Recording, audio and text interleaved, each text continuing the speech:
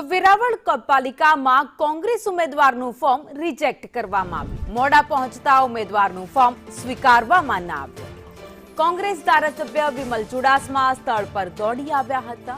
ચૂંટણી અધિકારી પર વિમલ ચુડાસમાએ આરોપ લગાવ્યો હતો।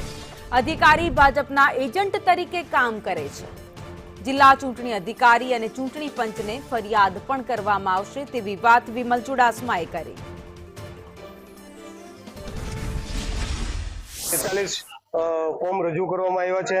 એમાંથી 43 ફોર્મમાંથી સંજયભાઈનું ફોર્મ સ્વીકારવામાં નથી આવ્યું। ટોટલી વેરાવળ પાટણમાં 11 વોટ છે, 44 ઉમેદવાર હોય છે, ત્યારે કોંગ્રેસ પાર્ટી દ્વારા 42 ફોર્મ રજૂ કરવામાં આવ્યા છે અને સંપૂર્ણ રીતે કોંગ્રેસ પાર્ટી તાકાતથી લડવાની છે અને પ્રજા સંપૂર્ણ રીતે આ વખતે કોંગ્રેસ પાર્ટી સાથે રહેવાની છે। પણ જે અન્યાય થઈ રહ્યો છે, અધિકારી ગમે એવો અન્યાય કરે પણ અમારા કોંગ્રેસ પાર્ટીના સૈનિકો અને ઉમેદવારો મક્કમ છે